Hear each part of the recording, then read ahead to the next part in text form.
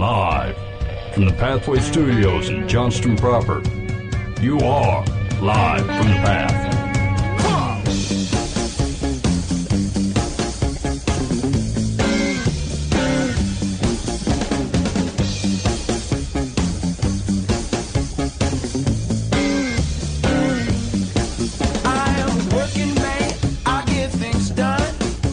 And you're listening to Live from the Path. We're coming from the Pathway Studios here in Johnston proper. Hot diggity dang, it's good to see you.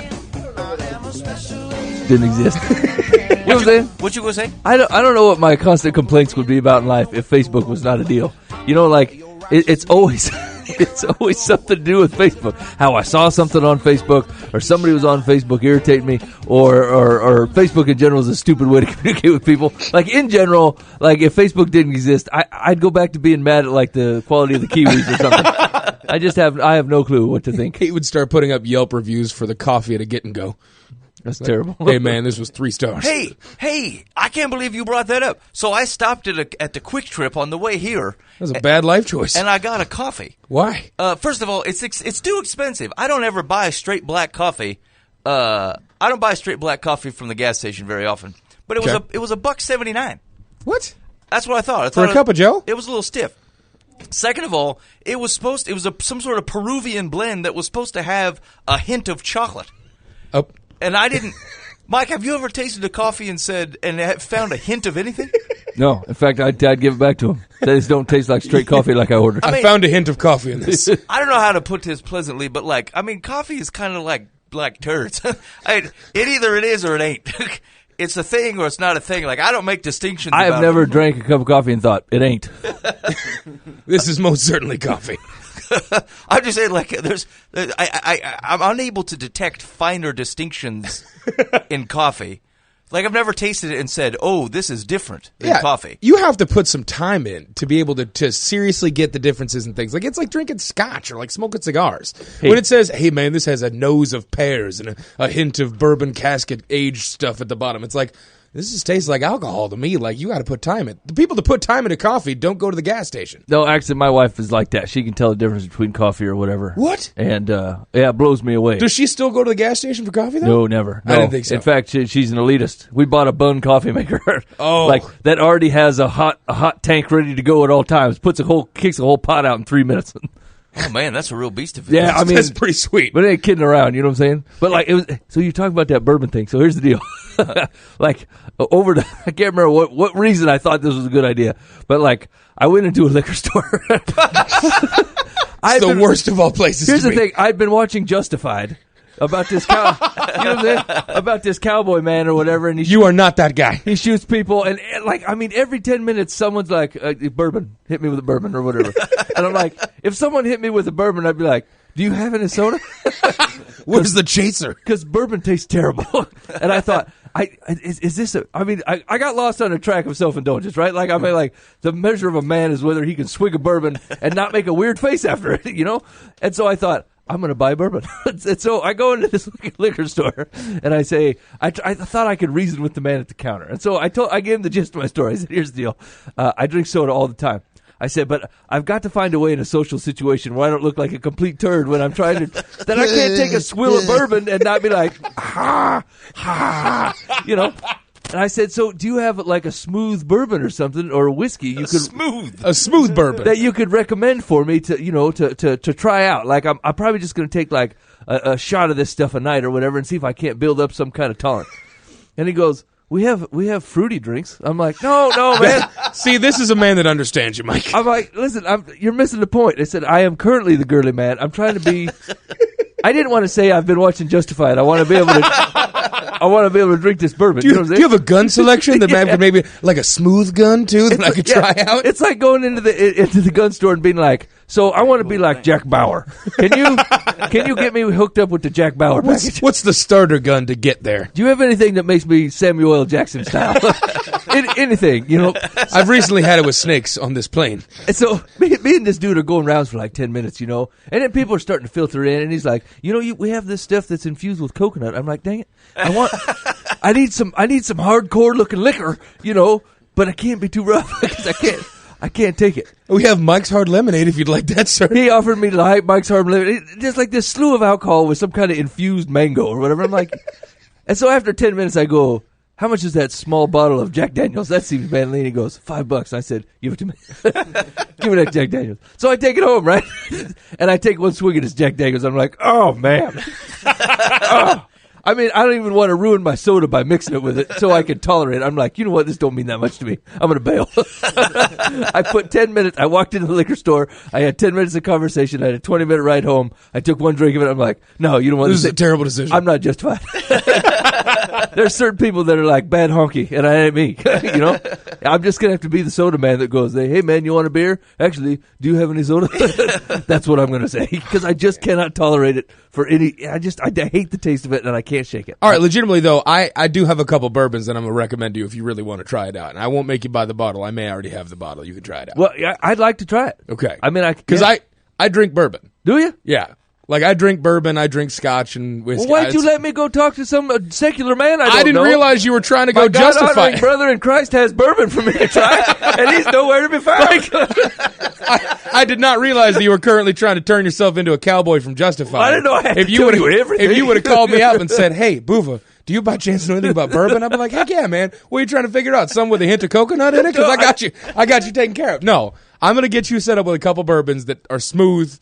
You're still gonna make a face. Like that's the point of. Am bourbon. I gonna go? Yeah, there's a good chance of that. You're drinking straight liquor that's anywhere from 35 to 50% alcohol. Like that's what you're doing. Yeah, that's too much for me. That's like trying to take a swig of Listerine and going, "Oh man, I got the minty fresh from it." Like, Hold on a minute. I don't understand this alcohol binge. Like, how is this not like akin to an episode of Jackass? Like a dude doing something just so people can go, oh, because he made a face when it happened. See, here's the deal. It's obviously, I mean, I haven't tried to impress anybody in like 30 years. You know, so so it's not that. It's not like I want people to think that man can hold his liquor, right? But this is where TV sucks you in. I watched one episode of Justified, right, and it covers 3 days, and these dudes are swigging bourbon like every hour. They're like, pour me a glass. You know, I'm like, these guys literally drank a whole bottle of bourbon on their own, and they're just fine. They're holding their own. I have one like half a glass of beer or something, and my face feels all hot, and I'm like, man, why does it feel so weird in here? I feel like I can't concentrate. You know what I'm saying? Like, I just, like that means you're not a drunkard. That's a good deal. There's one time, so I was hanging out with these fellas, right, and we were just having a good old time talking or whatever, and like, there's no soda to be found, and I hate water, so I ain't drinking water, right? They're like, do you want the Tecate?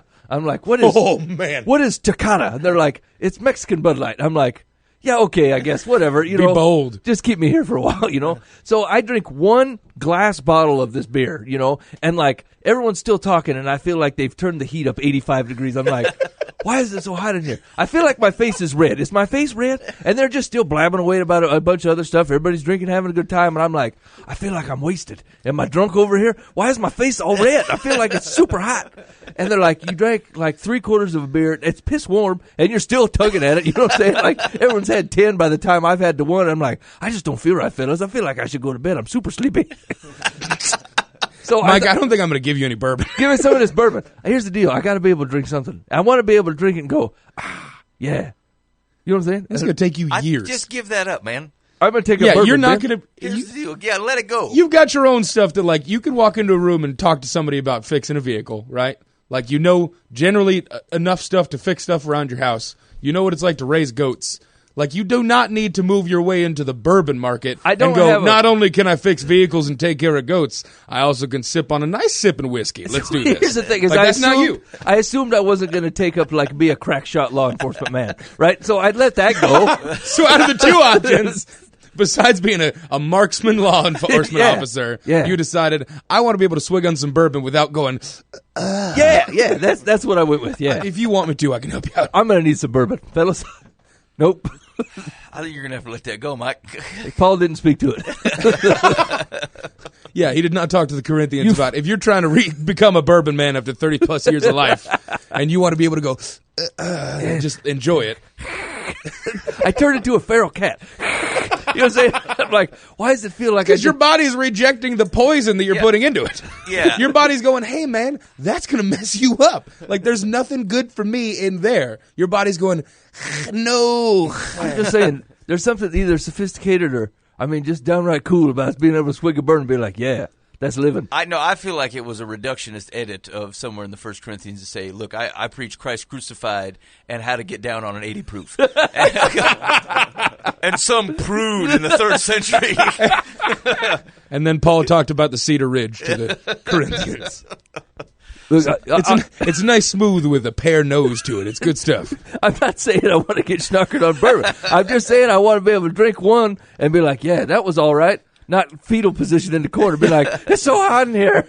I can't drive. Lord, I can't I think see. the problem is you got to go from 18 to 21 illegally drinking Jack Daniels and going, I want to be cool in front of my friends, and then force down the thing to finally be able to, at 30 some odd, maybe be it able ain't to worth drink it. bourbon and go, yeah, That I like Jack this. Daniels is gross. I mean, it's just, It's a terrible it's decision. just gross. You There's know a what I'm reason that 17-year-olds are like, I love Jack Daniels. Because they have no idea what they're talking about. I mean, I'd take some scope to the eye before I drink that stuff again. I mean, it's just bad, man. Would you like a shot of JD or some pepper spray? I'll take the pepper spray. Do you got any soda? I'll take soda and pepper spray. Can I mix them? I'll petition the Lord on that. I say, Lord Jesus, Mike would like to be more of the world. Can you help him? How do you know The way that he said that, I don't think you're going to win on that one. I feel like Jesus, he made bourbon, didn't he? I mean, he allowed it to come to pass. Allowed good Christian meat. He also drank wine, Mike. Yeah, see, that's what I'm saying. You don't see Jesus taking wine in Galilee. You know what I'm saying? Pharaoh catting it up. He seems to be able to muscle one He was down. used to it because they drank it all the time. Well, so I need to become more of a bourbon man. You have clean water at your disposal. They may not have said the same thing. Wait a minute, you're saying they distilled bad water, making it into wine? That was the fix? Here's the deal. That's how monks got into I was it. going to say, that's kind of how it went, man. Yeah, you're going to lose that argument real quick. Yeah. Most of you travel Europe anywhere like post 400, like monasteries are brewing beer because it's cleaner than the water. What? That's Yeah, how that's they where get in on most that stuff. alcohol came from, was this is a better life choice than That anything else sounds we're like the drinking. stupidest rationale. Couldn't they could boil the water just as easy as they could boil the beer? It lasts longer. Hops and such. I don't know. Hops and such. Yeah. Ben had it up to this point, and then he went, what goes in beer? What goes in beer? This Hops sounded and such. fact-based. Ben says hops and such. Boova gives an eyebrow raise. Well, close the book on that one. That's got to be the deal. They double team you, bro. You know, I just You can't beat the hops and brow. You can't beat that. all I wanted to do is hang out with my bros and talk about my bourbon, and you guys are all like, listen, Nancy, man, go back to your soda water. I feel like did I hear Nick Harris over here is like trying to offer you Jägermeister? Is that a better route? What? I'm not sure. I was just Oh, I see. You go from wait, hold up. Are you offering him Jaeger? It's a horrible life choice. He didn't say no. He was just like, well. I mean, maybe Red Bull will help. I mean, Yes. Yeah, so what he's offering you now is called a Jaeger bomb. That sounds like It's a bomb you would place into your own stomach. No, see, this is what I'm saying. hit a bomb. This is what I'm saying. If you have to add something you like to something because you don't like it, just drink the thing. Ben is not a proponent of the mixed drinks. That's No. that's what I'm saying. I need the straight bourbon. Yeah, Give me no. something smooth, Boova. Give me the best stuff you have. Dude, it's expensive. Yeah, don't give me all of it. Give Mike your expensive brew. All right. I'll figure something out and get you something that's... Put it in a paper bag so people don't know what it is. That's true. I'm going to show up at your house, hand you a paper bag of something, and your lady and kids are going to be like, what's Dad doing right now? If you could wear a trench coat or whatever when you drop it off, that'd be the best. I'll show up real shady-like. It'll be great. Actually, if you could shoot something on your way in wearing a cowboy hat, that'd really sell it. Actually, Bourbon. I bet you'd get in a lot more interesting conversations if you constantly carried around like a bottle of Sam's Choice distilled water in a brown paper bag. Yeah, right on. And like took a pull off it. a Like, very valid point. here's the deal: you can either go looking for guys who to go find interesting conversations, or they will come to you if you can just carry the right thing around with you. You know what? Put that up on the Facebook poll, Ben. You know how much I love Facebook. Should Mike drink good bourbon? I don't want that cheap bourbon. Here's the thing. I really wanted to buy the expensive bourbon because I'm like, I don't want to hate it because I bought the cheap stuff. Maybe I should buy the expensive stuff. To you right now, it's the exact same thing as Jack Daniels. Oh yeah, That's the exact same face you would make. Jack Daniels. You would still go, gross. it does not matter if you spend $90 on a bottle or $5. All I can imagine when I bought that Jack Daniels is like I would drink it, make that face, and then Sam Elliott across the way going, "Why don't you put a dress on and drink some? Why are you such a woman? Why don't you drink that whiskey like a man?" Stupid Mike TV. wants to exist in the Old West, I think. I could be all right. I'm telling you, I can burst into a saloon like no one's business. Y'all ain't even give me a chance. I know what you think in this scenario. How many buildings have you walked into that had the double swinging doors? You don't follow me around. I do it everywhere. Every time I see double doors, I kick them open with my boot, and I'm like, yeah. Is there some kind of like sweet piano Yeah, playing I right say, now? deal me in, and then I say the guy at the piano's going to die in the next 5 minutes. It always happens every time I walk in somewhere. That's true. Since the age 8, Mike has been putting quarters and random change in his shoes so they make like a Spurs sound when he walks around. Ching, ching. We're going to get you live from the past sponsored Spurs for your boots. Hey, are those legal? Can you wear Spurs around all the time? They were all over the place. This could sound really bad, but they were all over the place in San Antonio. Yep, Spurs and bourbon. That's all that goes on down there. Hey, they got a team called the Spurs. Just a heads up. No, like legitimately, when I was in San Antonio, people wore Spurs. It was ridiculous. Wait a minute. I thought it was a joke.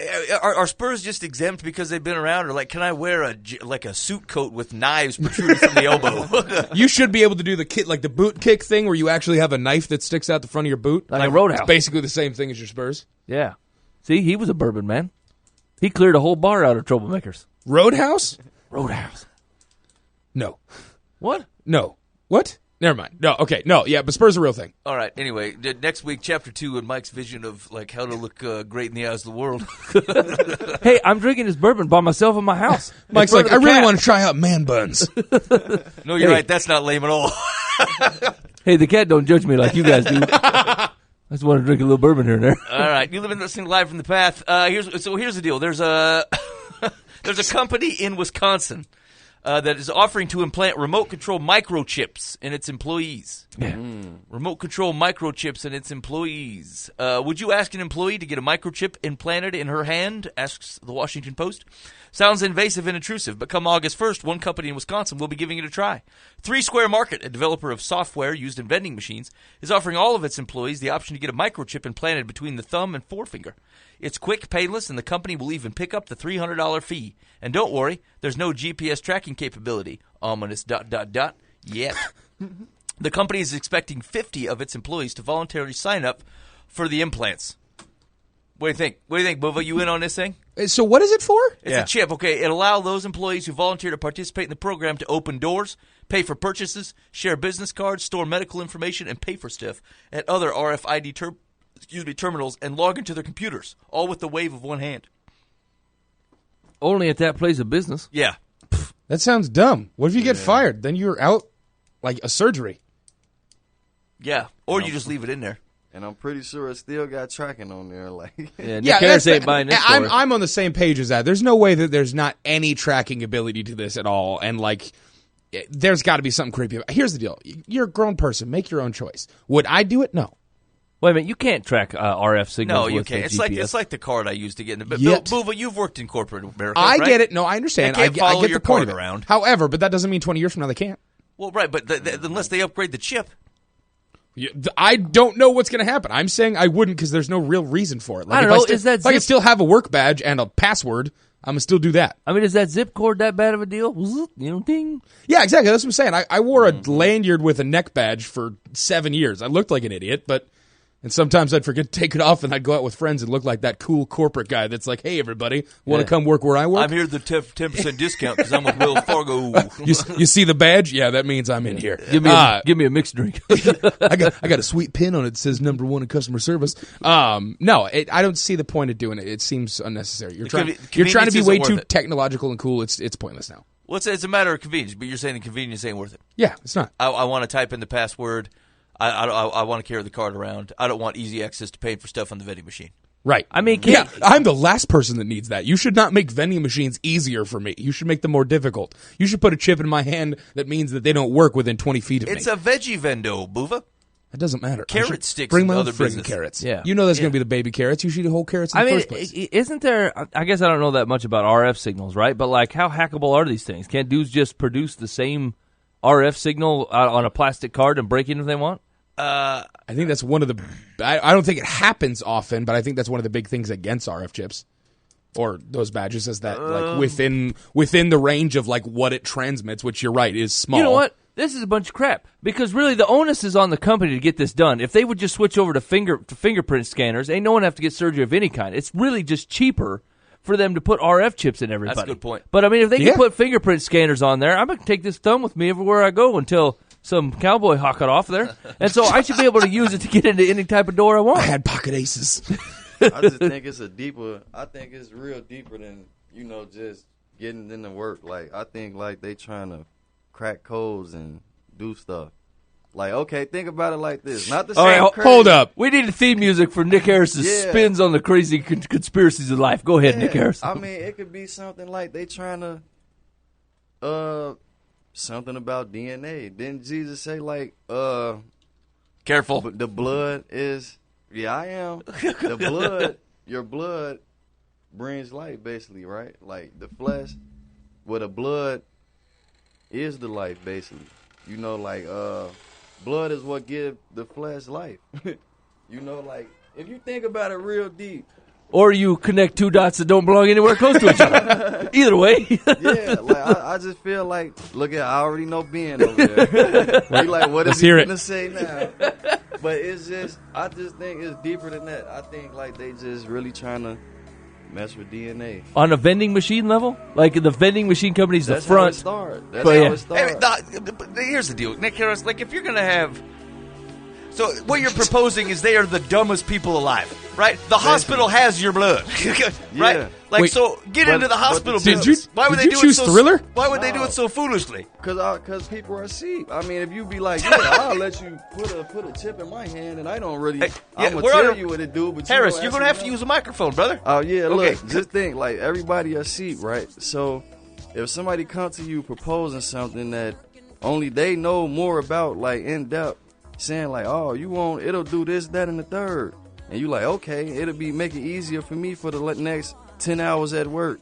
You're going to go through surgery to be at work for 10 hours to just press the button and go in. So I'm not disagreeing with that. The story that you told that was akin to zebras flying in and stealing meat out of my freezer, which is those weird dots you were connecting, I'm not on board with. But, like, the thought of, hey, this makes this basic thing easier. Why would I go through the problem of putting this in here? Like, I get that. But I'm just saying if you, like... Deeper. What are they going to do, Nick Harris? Like, what's the end game of this guy? Let's say it could be DNA. Okay, they got my DNA. So what?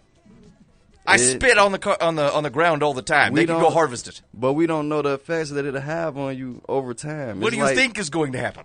I don't know. God knows. Just think, like, people didn't know if you put a cell phone in your ear that the friction is just over the years, like, oh. I mean, your hair's still growing, Harris. You use a cell phone all the time. It is, but it's a known fact that, if you have, like, just doing this and messing with this technology, it cripples you over time. You still have it, though. Of course. Because you took the surgery. That's because you still got the phone in your pocket. But I talk on speakerphone since You can't lay with it on your chest. I love it. I love it. You got to find loopholes around this stuff. Nick Harris, I love you, man. Here's the deal. I love you. I completely disagree with 90% of the stuff you're saying right now, but I love that speakerphone. I dig that. All right. They say 90%. 90% of what that's a complete arbitrary number. That's not true. It just means that I have a package of tinfoil in my car, and I've been making hats for the Here's last the 3 deal. months. I agree with the fact that, yes, that seems ridiculous. You don't get a chip in where you could just put in a password. That's stupid. But having some weird thing about, like, being fearful of someone having your DNA, like, that's messed up, man. Like, there's no reason to have that. You don't actually have a logical reason to think that the government, even if you have thoughts against the government or a corporation having your DNA, that they're going to somehow clone you and make some doppelganger that goes out and commits crimes so you get in trouble for it. Like, that's a science fiction movie come to life, no, man. I didn't mean like they take and use your DNA. I just mean, like, they can change your DNA. Like, stuff is... Like, that's the hardest thing that they don't know. Like, so it's like they'll use any and everything to figure it out. These people want to be God. So, I mean, it's not really that far-fetched for me. Like, I can see, like, this the beginning of things happening, times changing. Like, the more that they put this stuff out here and just see who will, try to fetch it, and, okay, yeah, we can try this. And work on this next, but I mean, I just feel like they trying to play the role of God, basically. Like, this the beginning. Like, I know you guys heard about the mosquitoes they putting out, like, in California, like the little robot mosquitoes. No. Yeah, no, I had not heard about that either. I mean, look it up. Like nanobots? We can look it up. Yeah, like basically little robot mosquitoes that they just gonna. Nick Harris, what's the top 3 places you get your news from? I got sourceful information. Like, I mean, I can bring it up to you. I mean, I subscribe to robotmosquitoes.com. It actually was in the news, but I mean, like... I read a ton of news, Harris. I have a corporate job. I waste a lot of time reading news, and I never seen anything about no robot mosquitoes. Wait, so what's the point of the robot mosquitoes? Now I'm intrigued, Nick Harris. What do the robot mosquitoes do? They basically inject you with something that, you know, like it's supposed to be like a, what do you call it? It's something like a serum.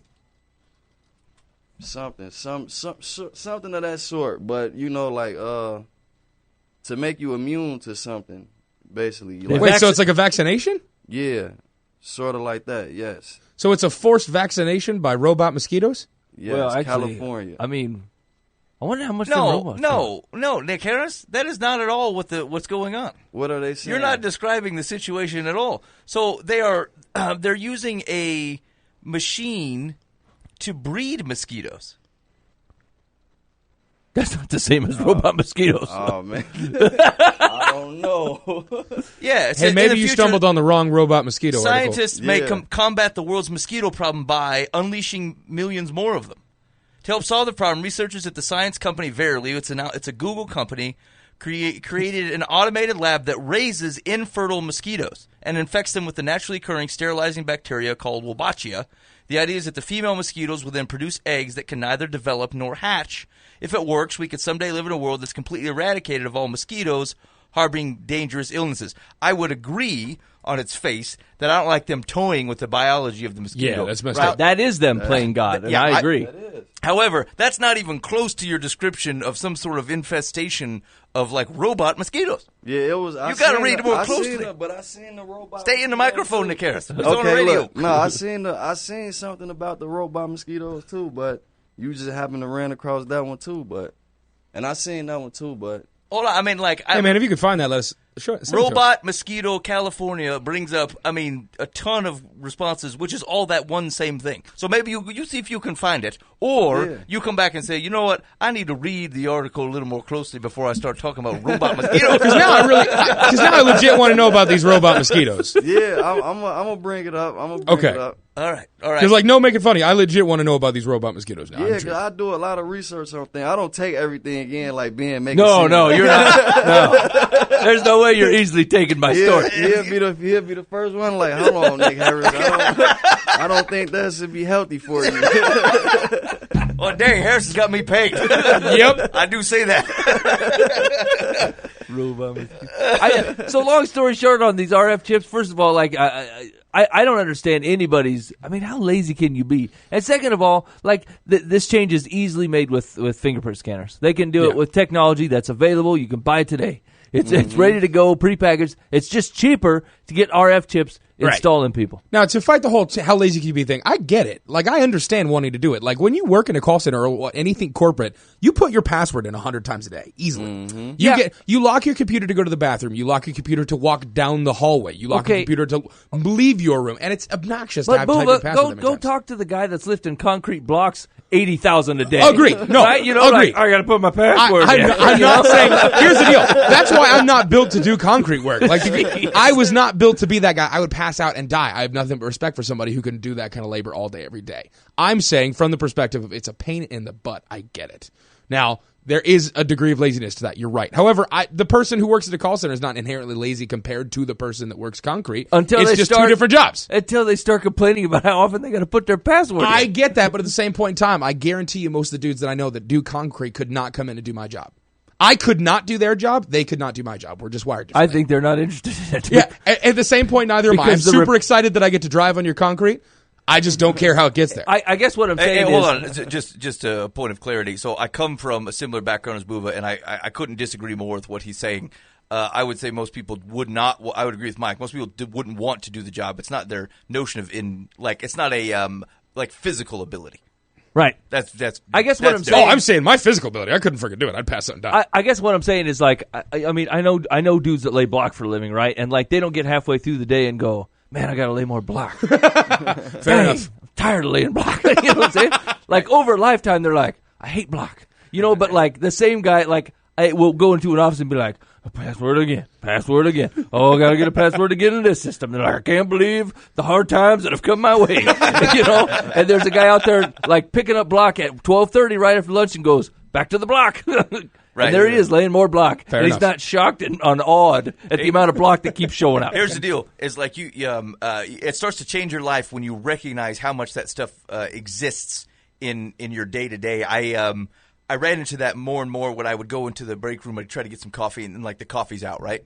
And like you know, some weasel's gone in there taking the last of the coffee and skirted out of there, so he didn't have to remake the coffee. And like I would get pissed. Yeah. I'd be like, dang, I got to go to a meeting and we're out of coffee, and I don't want to have to stop and make this coffee. And there was a day about 5 years ago when I thought, you're the coffee man. This goes to the conversation we were having before the show started, right? Yeah. It's like I just don't assume anybody else makes coffee. I just assume I'm the coffee man. So whenever I go in there, if it's low or whatever, I think, oh, good, I need to replace the coffee. I'm responsible. And I've not had that problem since. I've been happy ever since. There's always coffee available. Yeah, I suppose that's a valid point. I can dig on that. It's always available, and I'm never mad at anybody else. I just assume that it's my issue. It simplifies life. Yeah, it says this program is also meant to be a real-life opportunity for Westoby's company to test and expand the technology for its own products. We see this as another payment and identification option that not only can be used in our markets, but out other self-checkout and self-service applications that we are now deploying, which include convenience stores and fitness centers, said another company executive. A Swedish organization named Epicenter began doing the same thing early this year, and its workers seem to love it. People ask me, are you chipped? What? Hey, man. That's ridiculous. Mike, I feel like we should all quit our call center jobs and just go lay block. Yeah. Because we'd never go up to, you probably never hear, hey, man, you chipped today? Man, you chipped? You blocked today? Yeah. Like, man, I'm pretty chipped. Feeling chipped. Hey, Lil Wayne is going to grab onto this and make something out of it. oh, man, here's the thing. You know, though, it's the guy who gets the chip is a real pompous jerk about it for about 3 weeks. When someone wants to go pay or whatever, he's like, nah. I got it. I got it. And he waves his hand in front of the deal. Just What are you, some kind of credit magician? Just wait till that chip don't work, right? Instead of going down to the security office and be like, I need a new card, this one's junk. You sit and be like, I got to replace my hand. He's standing right in front of the door, waving at it like a knock-kneed doofus. Come on, man. That is what I would have so much fun with. I would like the new employee to come in on the one day the chip reader isn't working, and so everybody's just standing in front of the door doing the wax on, wax off thing. There's and everybody's 80 people confused. trying to wave the thing open. Looks like a Village People video. And the one dude that doesn't have the thing yet walks up with his badge. Morning. Beep. That's right. It's the one-eyed man. You know what I'm saying? You know who rules in a power outage? The janitor. Because he's got hard keys to everything. He's going in and out. Everybody laughs at him all year, cleaning up poop, getting the vomit taken care of, fixing light bulbs. And then when the power goes out, here comes Johnny the janitor letting himself in every door that was ever made because he got the key. Yeah.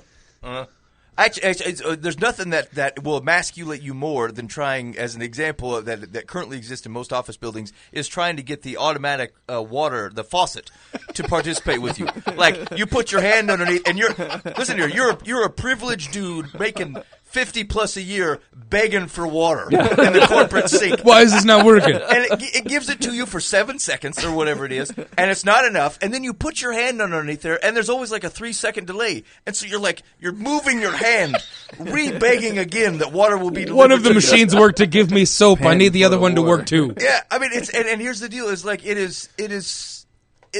gives you, it doesn't even paint the right picture of how pathetic you look waving your hand trying to get this thing to play ball with you in the bathroom as your like soaped up hands are not giving you another 8 seconds worth of water that you want. And then you go over to the towel dispenser, which is made of the same material that they use to make balloons. Like, it has no absorption capability at all. So you go through like 10 towels to try to dry off your hands, and you end up wiping it on your pants. It really is. You wait for Technology one at a has time. failed me and my pants again. So this actually cracked me up because at my work they tried this, right? They put a bunch of automatic dispensers in. Yeah. And them boys don't have no tolerance for that. Those things were taken apart in 3 days. The covers are gone. People are robbing as many towels as they want. You know what I'm saying? The soap dispenser bag is out. People are hand squeezing it. They have no tolerance for this at all. Because you'd go in there and be like, my hands are wet. And one would come out. You're like, what is this for? Like if I shed a tear because there's an onion in the room, I can't get anything done with this thing. I just got done rebuilding an engine. I'm covered head to toe with dirt, and you're like, and this like 8x11 sheet of whatever comes out. You're like, no. I have tools to take apart that engine. I have tools to take apart this dispenser. And it was too. It was gone. Cover's missing. Now there's just rolls, just people just rolling all day like a Mardi Gras paper towel. People don't put up with that crap for nothing. So here's the difference where Mike works and where I work. I go into the bathroom at work 3 weeks ago, and the water in the middle faucet is like pouring out. There's something wrong with the automatic dispenser, right? It's coming out, and like someone has gone to their desk and got a sticky note, and it says, maintenance has been called, and then puts the sticky note above the sink, and like there's no telling how long this thing's been spewing water. And I looked around, and like, I mean, this full of dudes here, right? And so I get underneath there and I turn the water off. There has to be a shut off for the water, yeah? And so I'm like, the maintenance guy will figure out that I shut it off, right? But I thought, like, what kind of white collar looks by this thing and the water's just streaming out? He's like, I've got this handled. Calls the maintenance man. Well, there's no desk near this thing. So he's had to walk, 4 minutes back to his desk, found a sticky note, wrote it down, self-satisfied, puts this note above the thing and walks away. I'm like, just turn off the water. What the heck? Oh, I called a guy. Yes. He's on his way. I called one of the guys that works with Mike. He's going to come out and help us out.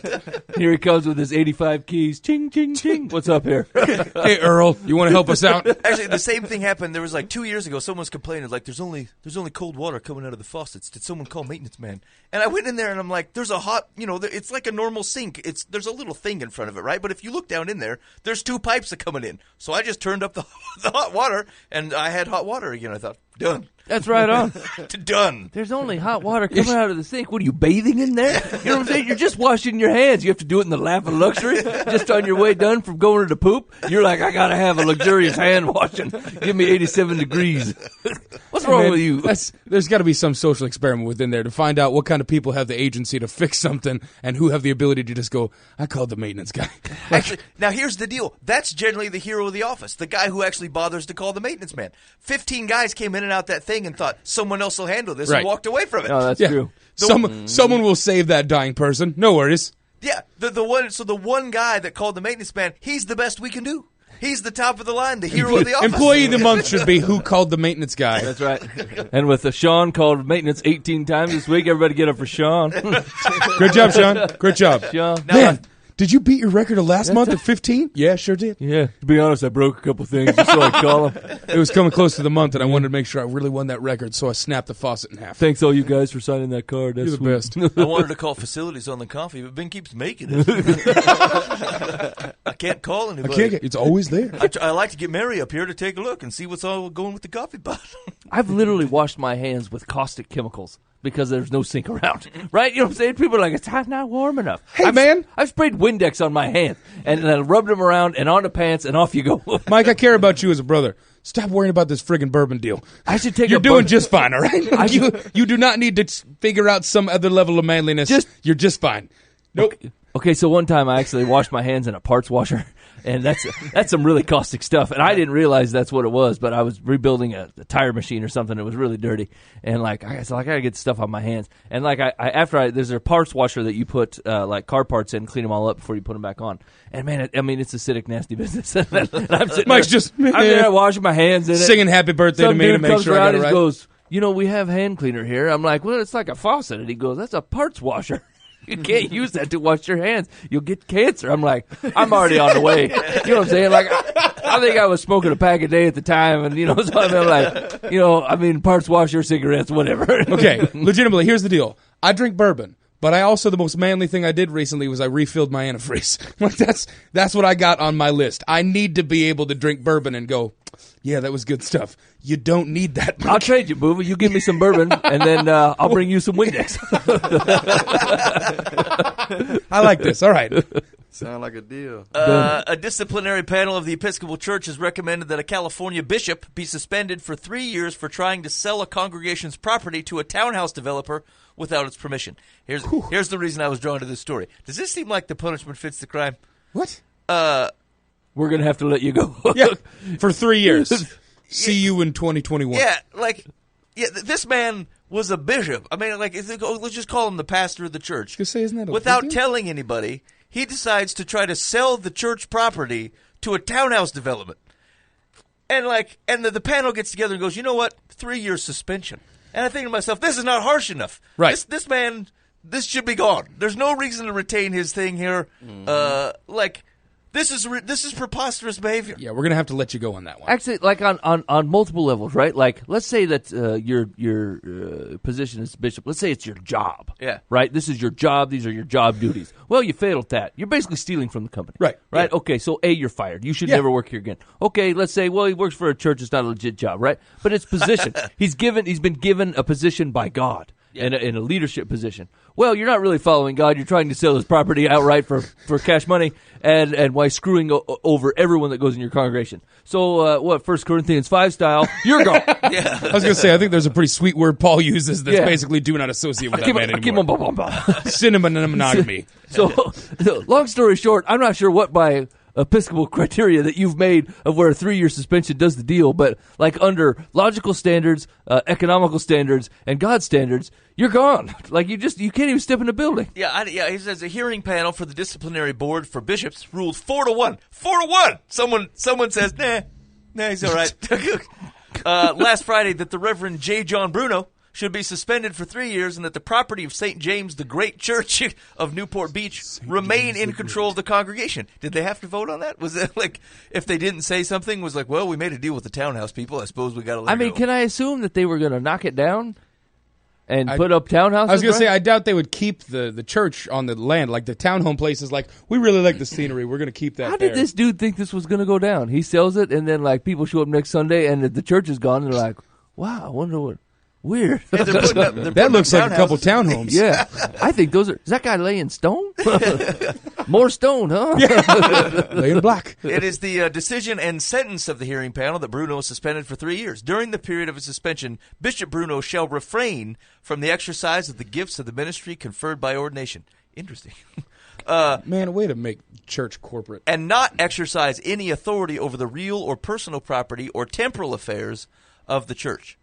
After thorough and detailed consideration of facts, positions, contentions, testimony, and documents, the hearing panel has concluded that the scope and severity of Bishop Bruno's misconduct, as described above, have unjustly and unnecessarily disturbed the ministry of a mission of the church. What? The ruling went on to recommend that all efforts by the Episcopal Diocese of Los Angeles to sell St. James property must be halted, and that the congregation retain control of the church. St. James the Great is a casualty of Bishop Bruno's misconduct, acting as diocesan and corpus sole. While it is beyond the authority and ability of the hearing panel to fully assess what might have happened if St. James the Great had been allowed to continue its ministry in its church facility, there is ample evidence of its viability and promise to convince the hearing panel that St. James the Great was robbed of a reasonable chance to succeed as a sustainable community of faith. So I was watching a video this week by Francis Chan, and he was talking about the Chinese underground church, right? And he was explaining it to him, and he went over there to experience it or whatever, and then he tried to explain how the American church worked. He was trying to explain some of the differences between the American church and the way that the Chinese underground church is working. And he's like, they laughed out loud at me, like they literally laughed at me, and not even like a ha ha ha, that's a funny story, but how could you read this book and then end up doing that? Yeah. We read this book, we do this, you read this book, and you guys come up with this. And then these stories show up, and you're like, yes. Yes, not only were the Chinese underground church right to be laughing at us, but, like, it should sink in more.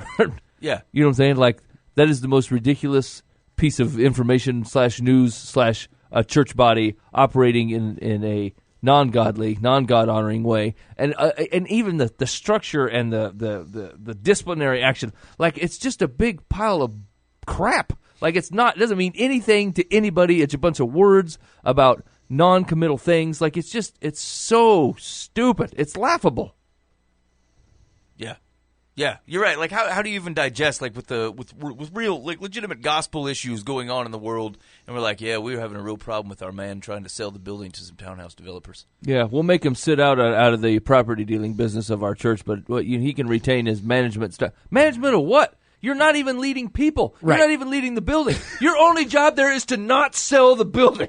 Yeah, and you didn't do that. So, for fuller perspective, his position is that he is selling it for to cover legal costs, although it is not. They don't describe what the legal costs were. And so the next reasonable question is, why is the church incurring a bunch of legal costs that he has to sell the building to do it? And he says the congregation knew about it. Whatever disciplinary committee believes it, they obviously did not. So, like, even if he's making the case that it wasn't for financial gain, like, what have we gotten ourselves into that these are the things that we're spending our time on? Yeah. Right? I can't think of a single situation in which I think the church needs to sue anybody. And if the church is getting sued and has a bunch of legal costs, well, there's something wrong there too. What is going on in that situation? Like, we are called to make war. Like, legitimately, there are people that are dying that, like, have no idea who Jesus is. Or they know exactly who he is and don't friggin' care because they feel like the church has destroyed what we think Jesus is. And then we get stuff like this where the bishop is trying to sell the church and the land it is on to townhouse developers, and then the church gets together and spends actual time with each other from the perspective of, hey, we need to discipline this guy. No, you need to shut your mouths and you need to get out of that building and you need to go love on people for Christ, because that's what you're called to do, not figuring that stuff out. I'm not saying there's not a place for discipline within church. That is biblical. There is stuff in there where if people are doing stuff in the church, you have to deal with it, and you have to deal with it in-house. That is exactly true. But if we are taking that to the point of, hey, we're going to make certain that this guy, our bishop, is going to be taken away from his ministry for 3 years where he cannot exercise any blah, blah, blah, blah, blah, blah, blah, blah, blah. Get out of your building, get off your butt, and go talk to someone about Jesus. Yeah, here's the thing: is like the truth of the matter is like, let's say that let's put it on the other foot for a minute. Let's say the church has some legit, they incurred legit costs, right? Like, they should be able to actually agree. It's like, well, sell the building, I guess. Yeah, right. We'll be fine. Yeah, exactly. Jesus does not exist within these walls only. No. All right. Sell it. We got debts we got to be honest to deal with. Whatever, sell the place. You know, it shouldn't have been a deal like the townhouse developer makes it sound like he was trying to squeeze his own personal gain or whatever. Right. Maybe the guy's just like, look, we got $40,000 in debts. We got nothing. Yeah. You know, we don't have any money in the coffers. We got a building. It's the only thing we can do. We got to pay our debts with something. We should sell the place and, whatever, we'll meet in the park or we'll get this straightened out. But he didn't tell anybody. Like, he did not have a single conversation with does anybody seem about weird. that. Like, yeah, if it were a serious situation of the church has debts, Jesus does not only exist within the confines of this walls. God will figure out a way to still love on people and further his ministry without this building. Guys, we got to sell the place. We got to sell the place. We got to take care of our stuff. Let's go love on Jesus somewhere else. A loving and Christ-centered congregation would go, yeah, yep, let's get rid of this thing. This is just monetary stuff that we're holding on to. This is physical stuff we don't really need. We got to get out of this building anyway. Sell it. We'll figure it out. Let's meet at his house. And I suppose, so there's two things that I had a reaction to in this particular story. The first one is like, I don't, if the man has otherwise not managed the property well, just be done with it, right? Like, whatever this disciplinary thing is, it seems overwrought. We should be, look, you're not faithful in the means. You can't lead people. You're gone. You may serve the Lord Jesus, but you can't do it in the capacity. You're not handling it right. The second one, though, was like, do we have the right mindset that says, like, let's put it this way. I'm going to change the situation a bit. Let's say you own a church and you don't have any debts. You own the church outright. Some guy comes in, falls in the parking lot, and then decides to sue you for $10 million, right? He's going to tie up your money and your time and your resources for 3 years. Let's say that you know that up front. Here's the thing. Like, do you fight that? Or if you say, look, I can't have what the Lord is doing be tied up for 3 years in this thing. I'm just going to give up and sell the building, pay the man off, and go do gospel work somewhere else. I think that's awesome. Is that like? I mean, now I'm not saying that's always the right decision. I'm saying, does that cross your mind? Because that would cross my mind right away. Yeah. Like, I can't have this guy hog tying me. He's in the wrong. We're not. However, fine. I'll give you the money. Sell the building, take the $10 million. Jesus says that's going to happen. We'll figure it out. But here's the thing, like, that's a classic conundrum because I mean, I wouldn't have answered the same way probably 4 or 5 years ago. Yep. You know what I'm saying? I would have said, look, I can't have you dragging God's church through the mud, acting like we don't take care of our parking lot. This is ridiculous, and we got to fight this thing. We got to prove we're right. And like, I don't know, the more the gospel sets in, and the more that talking to people about Jesus sets in, it's like, yeah, you know what? Sell it. Give them the money. We'll, fine. I can't be dealing with you for 3 years. You know how much time I'm going to waste trying to prove that we were right and we shoveled our walk correctly? To what end, right? Like, I mean, every hour I've been at court could have been an hour that I was talking to somebody about Jesus, and I chose not to do it and get wrapped up with this. Yeah, something to think about. I don't know. I don't know how I would answer that, but like I would want. I think that perhaps it should be on the table. Have I limited my scope to say, you know what? I just the valuable thing I have is time and the ability to interact with people, and if this guy's going to soak up our time and money, I'm out. I'll just pay it. It's worth more for me to be able to do something else. Yeah. Anyway, just thought. You're listening to Live from the Path. Hey, here's one thing I want to talk about. Shoot, Mike, you got some Dear Live from the Path? Do you want to talk about your one thing? Or? Yeah, I'll talk about the one thing, and then we'll do like a Dear Live from the Path. Okay. And we got some other stuff we'll have to say for next week. So here's one of the things I was thinking about. We've been kind of taking a few weeks break from the show as other things were going on, and I was thinking to myself, like, what do we want to focus on here? Like we have an opportunity to get together at least once a week and to talk about things that I feel like are important when it comes to living faithfully in service to Jesus. And one of the things that keeps coming up for me is a core belief that says good news changes the world. And I know that's true for people personally, and I know that's true for seeing the kingdom spread into the world and seeing communities change and lives change. But like I also believe there is a tangible on earth right now benefit to good news. And how good news actually changes how you see people, how you see the world, how you solve problems. And says, like, we're going to act the way kingdom people act, and we're going to solve problems the way kingdom people solve problems, and we're going to recognize our responsibilities in light of that, being faithful to God in all things. And so I guess what that has done for me then is I start looking out around me and said, look, I still live in this world, right? One of the great mistakes of evangelism is to make it sound like welcome to the kingdom. Sit on your butt and wait it out until Jesus returns. That's your job. But like it's not. Like we are ambassadors for Christ. It's still our responsibility to take good news to the world. And frankly, I believe that it changes the world completely for the good. And so, anyway, as we look out at the different problems of the day, the core question is like, what does it look like for good news to impact this situation? And not just from a salvation perspective. I grant that is a strong thing that Jesus offers, and that is a fantastic thing. I just don't think Tim Timmons said this in an interview we did with him like a year or two ago, is that it's not the entirety. Like we're actually cutting the story short by that being the only thing we talk about. I actually think it changes how people look at the world and how we solve problems. So anyway, like if I look at the various issues that go on around the world and start asking the question, how does good news change this circumstance? How does the gospel help solve this problem? And so, as an example, let's look at one of the things that we're debating in our country and likely will continue to for decades to come is government involvement and health care. A government caring for its citizens. To what extent is it responsible to care for its citizens? How does it use money? How does it use resources that they are taking from us from a tax perspective? How does it use the money? What type of influence does government have in regulating health care, in determining the type of care that people can have, and how do we ensure that otherwise people are being cared for who do not have the means to care for themselves? That is a relevant gospel question. And so my broad question looking at that topic would be, ignore the fact that we're talking about it from a political standpoint and that we're talking about it from a government standpoint. Take the core problem on its own. People who need help with their health, right? People who are sick, people who need to be cared for. And now, from a gospel perspective, how does the good news help solve that problem? Not only in concept, but tangibly, what is the mission of the church? What is the outpouring of the way Jesus interacts with his creation and how he calls his people to behave? How does that affect that discussion, ignoring any other option, and just say, how does good news change that?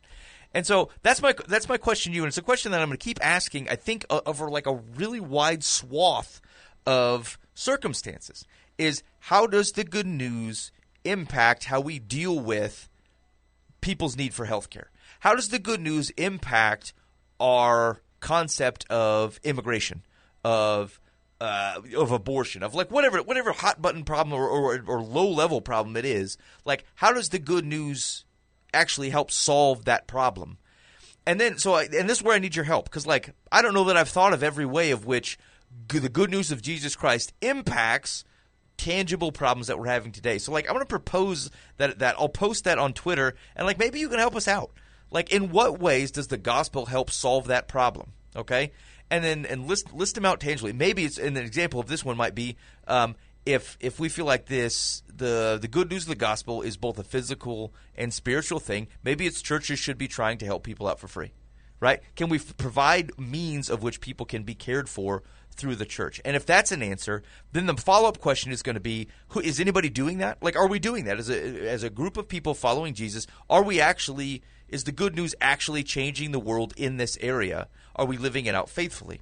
And if it is, because churches, for example, should be doing that kind of care, is there anybody doing it around here, and can we talk to them? And if it's not happening, maybe we have the responsibility to be doing it. And so that's kind of my trajectory, and I this is going to take a long time, but I kind of want to start exploring the way good news changes the world in specific situations and intangible impacts, and say, if we don't know that, if we can't answer that question, we shouldn't be voting on it. We shouldn't be prescribing how a government otherwise impacts that, or a different organization, or groups of people have it wrong. If we can't look at the situation and say, this is how the gospel actually prescribes or otherwise speaks to how this situation should get solved, either by God or through the church or whatever it is. And so if we can answer that question, then I think we can informed now say, good, now that I know that answer, to what extent should the government be involved? To what extent can I accept that other organizations can help out? Because we know the right answer from a gospel perspective. And so, that was a long-winded way to describe this, but here's where I want your help. Is we're going to pick a circumstance or a situation, and I want you to help us answer, how does the gospel, how does the good news change that circumstance, or help with that circumstance, or aid in how we look at it? And then as we can compile those answers, we can start going line by line and saying, if that is true, if the church is supposed to change, or if the gospel helps us look at this differently, or whatever it is that happening? Is anybody doing that, and can we talk to them? Can we learn what they're doing? If it's supposed to be done and they're doing it, can we support it? Can we send them money? Can we volunteer for it? Can we give them resources? And if it's not happening and it should be, who are we to not be part of making it happen? And so it's a way to, frankly, it's a way for us to look at the world and say the good news should be changing the world, and if it's not changing in this way, we should be doing it. And how do we get on board doing it? So I want to explore that with you guys over however long it takes. It's probably going to be a never-ending type of thing, but I think it will expand the types of people that we're talking about, help us to understand the different ways in which good news is actually changing the world so that we know it. Because I think there's an ignorance to how we see these types of things. I think we're not aware of people that are doing those types of things, and then we don't know that we can support them, we don't know that we can be part of it, and we don't know that it's missing so that we can start and be part of the work that's not occurring.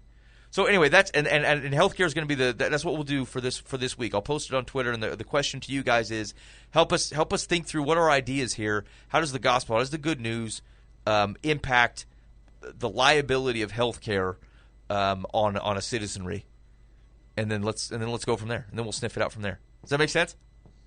It does to me. Yeah, absolutely. Boova's not getting it. Here's the I'm lost. I'm going to give you expanded remarks on this. I said you would. Hey man, I don't think I have time for that. Me and Boova will look over a cup of bourbon. No, I think a little alcohol will help that A conversation. warm glass. So anyway, I'll try to figure out a more succinct way to say that so that you have something you can react to. But I'll give it a shot if you guys would be willing to help us out at least with that discussion, and maybe to say, look, it's the gospel doesn't impact that. It's a simple government problem. Help me understand why, and then it's something we can discuss. But I don't want your opinion on how the government should fix it, though. It's not the point. The point is how does the good news influence how we look at this particular issue? I got $5 that it gets missed and it goes to government only. Yeah, I think you're right. I think that will happen, and. To shame. Maybe our responsibility is to keep pushing back on that. Is let's ignore that aspect of it for now.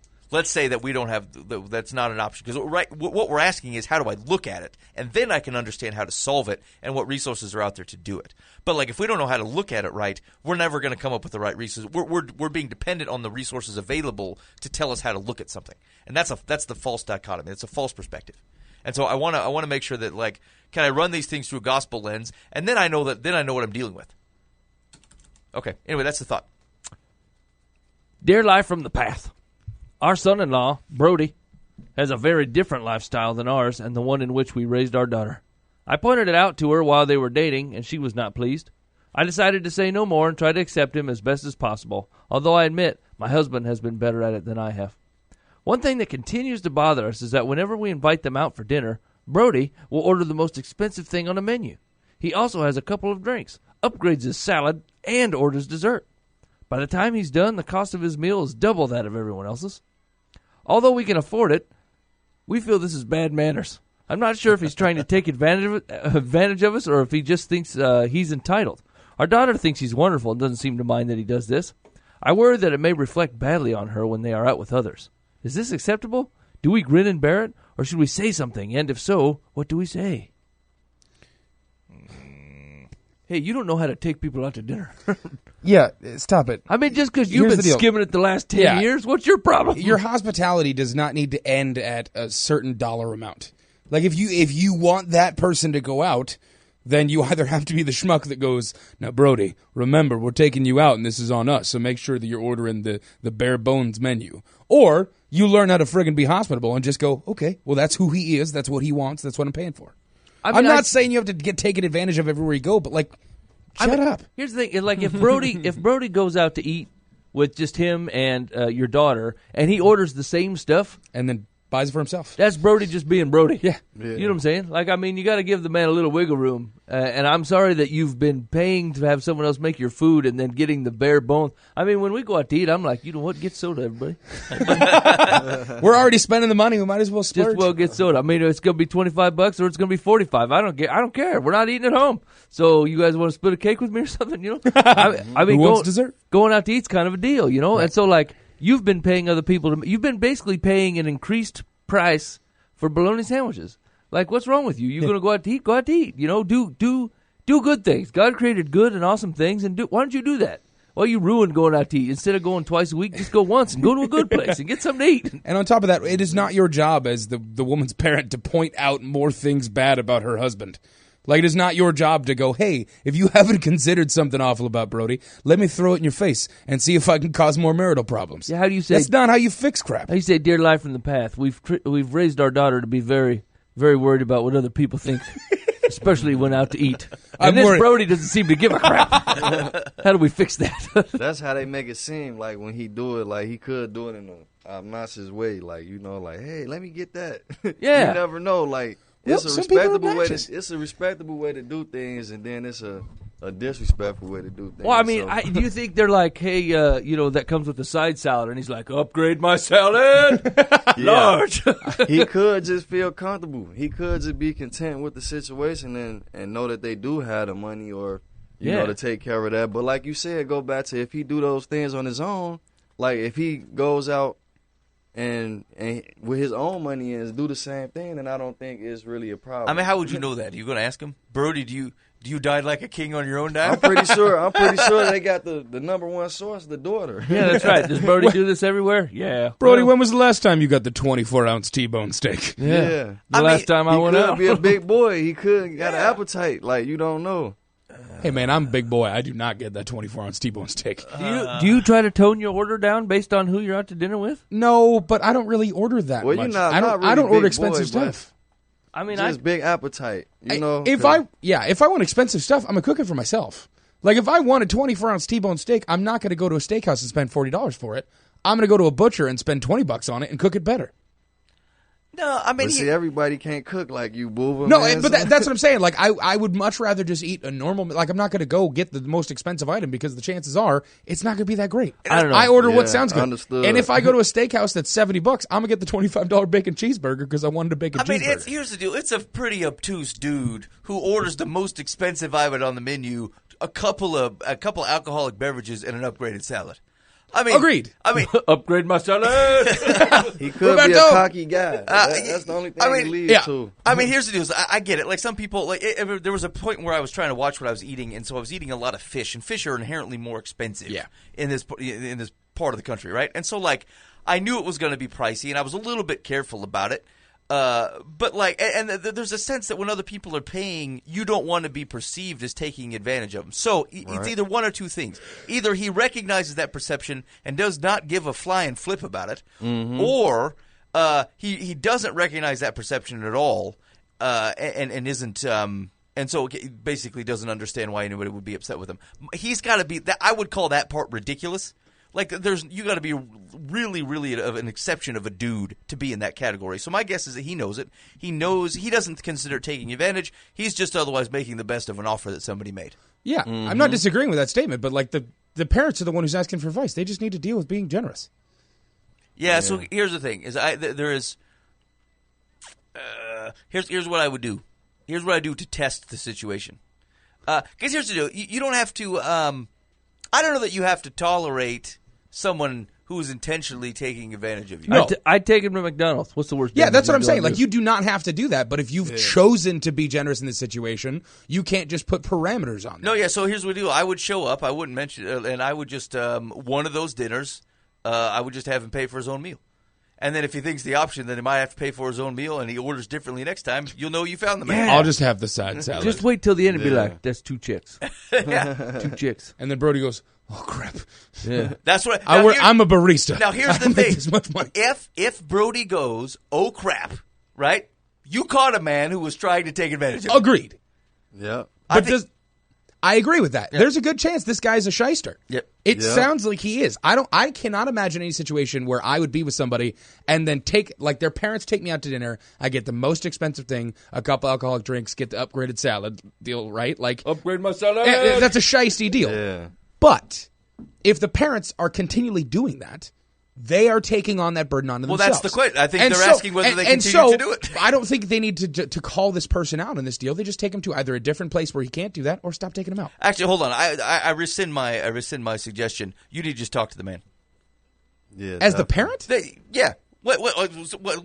He's not a foreigner. No, I'd He send the just dad to seemed do like it. a guy that just, he just seemed like a guy that's basically cocky to me. Like, he may feel like, man, his vibe is so great that people will want to just be around him. Like, his presence must bring some type of spark around people, and he can just feel like. I love the way you put stuff, Nick Harris. Yeah. His vibe is so great, and he got a spark about him. He brings. That's what he thinks. He could be the guy that crack all the jokes and Yeah, I'm you know, Brody. He felt like he's Upgrade earning. my salad. Yeah, that's right. He's earning a Yeah. couple drinks and an extra Cobb salad. Yeah, he's talking his way, he's finessing his way you into double the getting the croutons? things he wants, basically.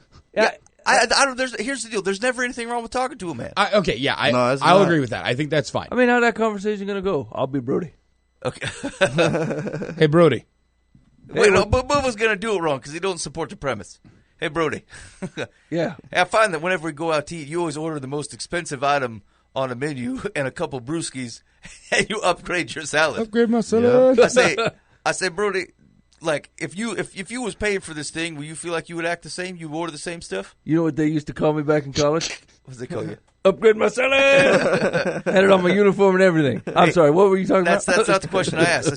I say, not everyone orders this way, and I'm just interested to know if you were paying, would you be ordering all the same things? Well, I mean, at this stage in my life, I feel like, I don't really have the money to eat like that, but you guys invited us out and everything, and you guys are doing all right. So, I thought maybe that, yeah.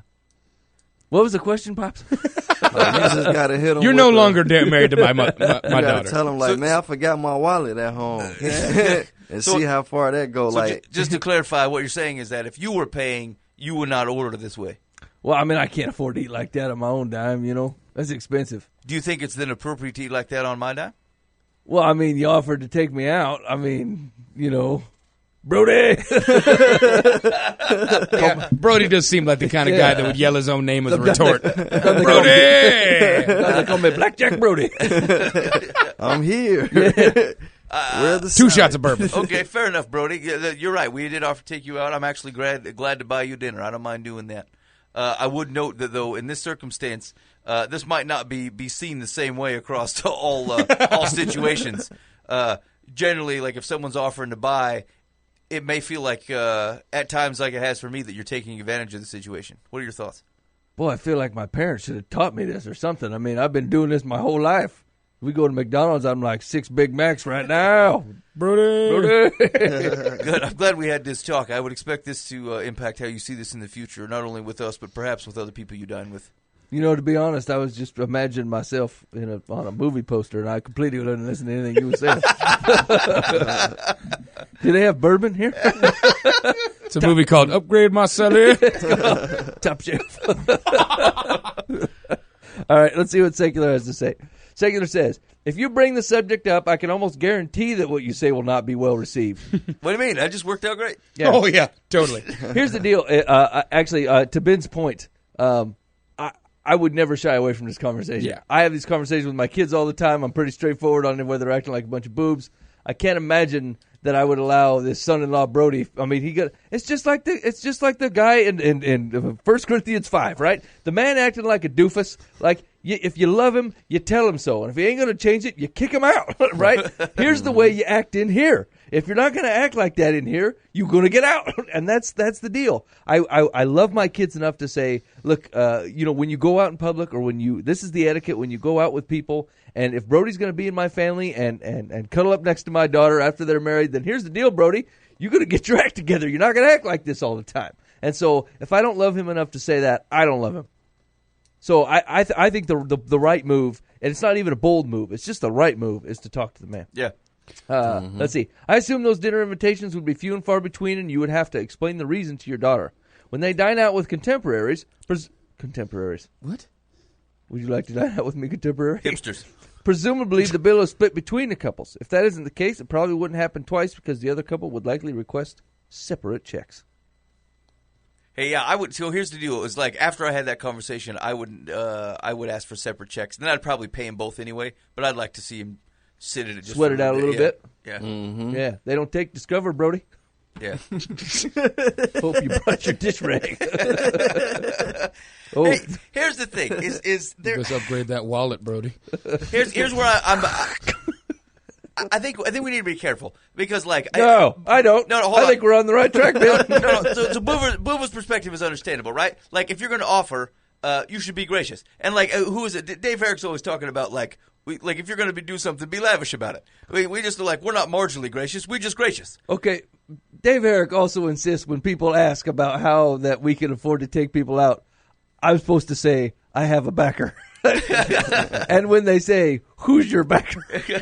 I'm supposed to say, God. No, he does not say that. Of course he does, with his big Dave Herrick smile, Yeah. and he means it. All and right, he would probably fine. use it. That does sound. Hey, man, but he's genuine about that. I know. Yeah. You and I would close do. enough. I got a backer. Maybe the Lord Jesus did it. Maybe, God's my backer, like I'm some kind of pool shark or something.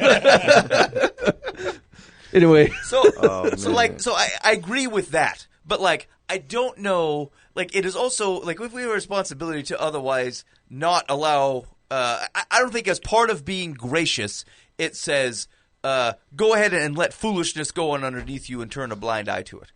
I think there are plenty of opportunities to be gracious that don't allow people to act ridiculous, especially people you have influence over. I agree with that, but that's not within the scope of what we're talking about. We're talking about taking someone out to dinner. Yeah, Ben. What? Like, I agree with the concept that generosity does not necessarily have to come with being taken advantage of. However, we're dealing with lunch. We're dealing with dinner. Oh no! Now, hold on a minute. now if Brody comes up to No. me, and Freaking it comes lunch. in and it comes into the whole generosity of like, hey man, you should be generous because Jesus says so. Can I have your car? No, I'm not going to give you my car. But if you come up to me and say, hey man, you willing to spend $40 on my dinner? Well, I invited you out. Sure. No, now hold on a minute. You've intentionally slighted this like some sort of like cable news show analyst. First of all, you throw out lunch as if it slides it that he's getting like a sack lunch and a diet soda. No, that's why I said $40 He's for getting the most expensive item, a couple of drinks, and Agreed. an upgraded salad. Agreed. But Upgrade you my were salad. you were the one who invited him out multiple times. Yeah, you're right. You are absolutely right. There is place where generosity does not mean you have to be taken advantage of. I would never say that you need to. People deal with that all the time where they have to be generous, but then you don't necessarily have to be taken advantage of just because you're Jesus folk. I agree with that statement. Don't be a dummy and give every bit of your money away to every single person because you think Jesus says so. But that's the thing, it's already happened. Like, let's say I invite you over to help me paint my house, and after it's done, I'm like, Boova, thanks for helping me paint my house. Let's go out to dinner, man. I'll cover it. And so we run to the Applebee's, and you order $75 worth of food when we're at the Applebee's. You've already taken advantage of me because I was under the assumption that you would have ordered a reasonable meal, and you came out of left field and ordered like $80 worth of food. Like, how are they supposed to premeditate that? Boova, you selfish bastard. Yeah, it's the Applebee's, Boova. What'd you order? I agree with that. 17. I'm not saying anything for the merit of the person that's willing to rack up a $75 Applebee's bill, but you do not exist in the place where you are there to let your generosity be housed on their merit. That's is not horse. that. This is No, horse duty. here's the deal. So wait, you're you saying deal with Mike it the has one no, time. You're saying I'm Mike not has saying no you invite them out again. You're saying Mike has no right to invite him out to dinner again unless he's willing to accept the premise that you can act like have an the ape conversation. and Here's order the deal. whatever you want. I'm not saying against the conversation. I'm saying have that friggin' conversation. But if you're already out to dinner, the dude's already being a boob, deal with it in that situation, and then afterwards go, hey, Brody, that was a really jerk thing to do. You and I both know you didn't need to order all that stuff. You probably wouldn't do it on your own. Let's not do that again. And if he does it a friggin' second time, stop inviting him out to dinner. But that's true. If Boova's behavior was after the house painting incident that he spent $80 at the Applebee's, the next time we were in town and the wife's like, we should take Boova, I'll say, no. Remember that last time he ordered $75 for the Applebee's? He was a schmuck. I'm not taking on him again. Well, no, maybe we can go to the Mickey D's and see what he can do. I understand that, but it's a bit of an evasive response to the conversation because the point is, like, if you've not had the conversation, you can have the conversation. But it is not wrong for you to expect or feel like it's okay to limit what people do just because you've made a gracious gesture. Right? Just because I say, hey, friend, will you want to come into my house and cool down for a while? It's hot outside, and I saw that you were working, because I say that to my neighbor. That is not my acknowledgement that he can use my house at any time he wants. No, I'm not saying, my problem is not with the expectation that they should act reasonably. But you and I both know that doesn't ever happen. Like, it rarely happens to where people live up to your happy expectations. People are crap. We are inherently crap.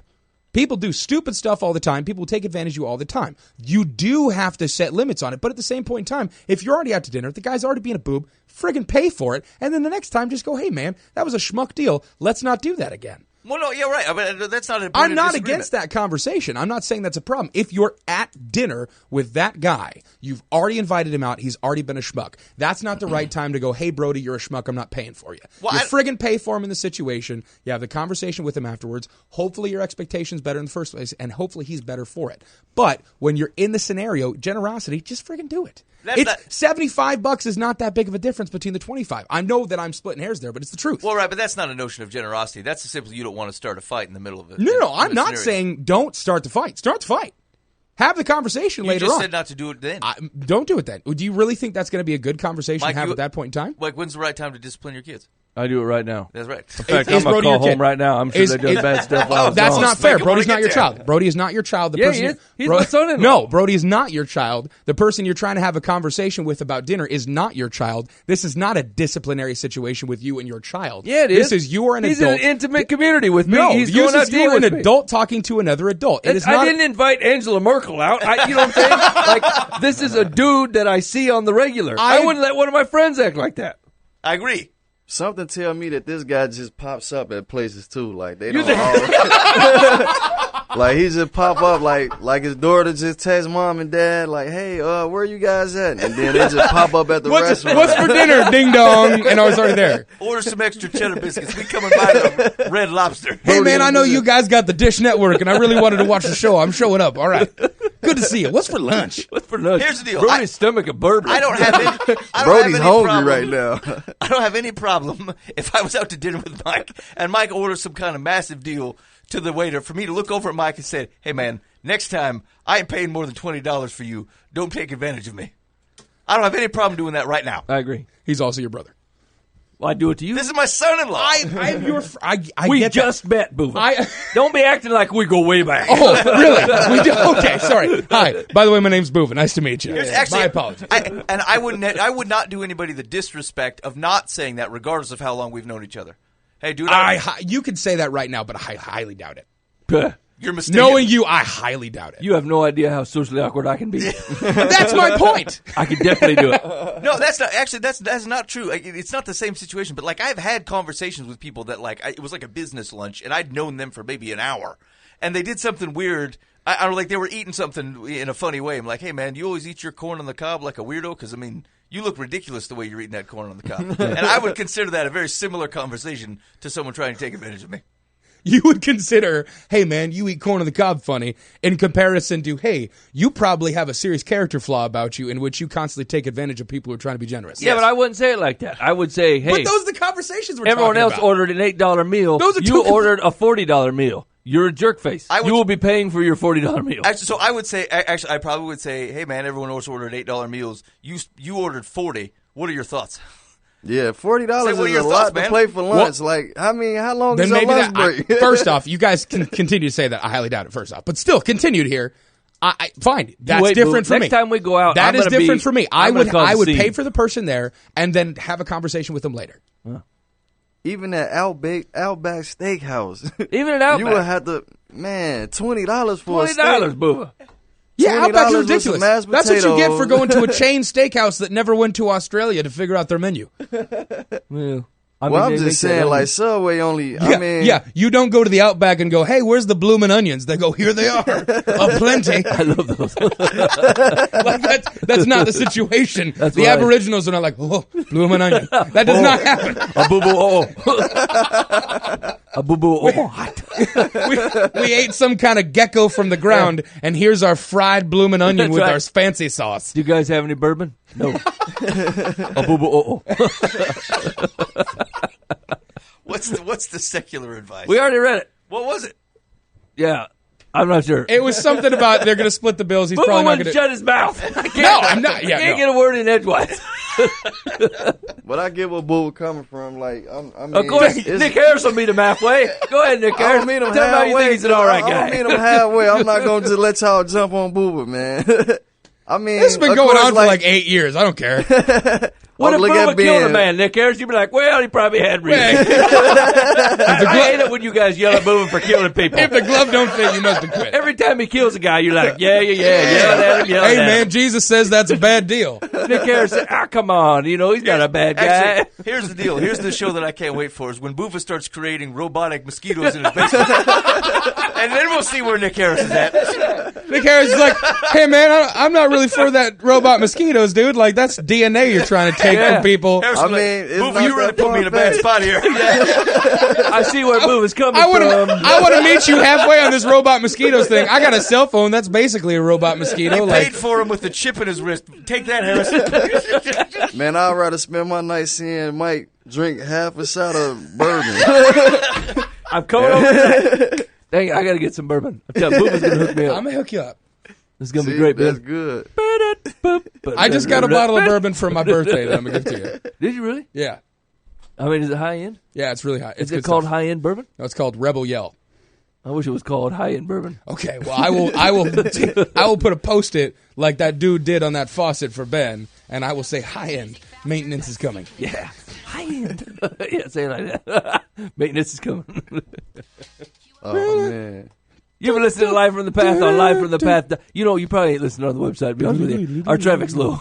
Yeah. I mean, people stop. But actually, it's weird. I keep. I don't know if you guys get the notification from Facebook, but like I get a few a day. It's like, hey, someone new has looked at Live from the Path. I'm like, how the heck is that happening? Yeah. Do you just want to message him real quick? Like, Like, well, why were you here? It won't tell me who it is. Otherwise, I'd like to inquire. It's like, what happened to your life, buddy? But here's the deal: it's like I listened back to a few past shows. I'm like, well, actually, this is kind of helpful. So, I mean, here's the deal: there might be some value to it. Yeah. Heck yeah. Okay, all right. There we go. Finally got it. Hey, you've been listening to Live from the Path. Thanks for hanging out with us. We're glad to be back. So, hey, seriously, help me out here. Like, I know we're not good at keeping up with some stuff, but like, I really would like to have some of these conversations about gospel change the world. So, if you can join us on Twitter or Facebook and maybe respond that way, help us. I want to have the right conversation. You don't have to have all the answers. Just want to have the right conversation. And so, help us out with that. Let's see. Hey, Tim Timmons is going to be in Oskaloosa on August 5th. I mean, he's coming Is it right that up, soon? man. Yeah, he's coming right up. I'm going. It's a done deal. I want to go. Me and the kids are going to go. Okay, crap. I got to figure that out because I want to go. I'll go. Yeah, all right. Everybody's in. Can I ride with you? Harris, you coming? Yeah. Okay, Harris going to come. Well, all right. Well, Hey, bring me that bourbon in a paper bag. Deal. you ain't drinking that bourbon up to the Tim Timmons show. On the Oski Square. You're going to be sauced in Oski talking to Timmons. I mean, making that noise. Tim was like, why does that guy hate the show? He's breathing fire in the back row. Looks like a Christmas feral sock cat. on his head, like, man. And next week, hopefully, we'll be able to catch up with Dan. Dan Hudson is back from a recent trip to Zimbabwe. It sounds like a lot of cool stuff. I'm interested to hear his take on, I don't know, how does that change how he looks at ministry here? How does it change on how he looks on the types of things that we do outside of these walls and in the rest of the world? And it actually seems like it would be a good part of the conversation that we're starting today. So anyway, we'll look forward to hearing from Dan next week. In the meantime, be faithful in the means. God will handle the ends. You've been listening to Live from the Path.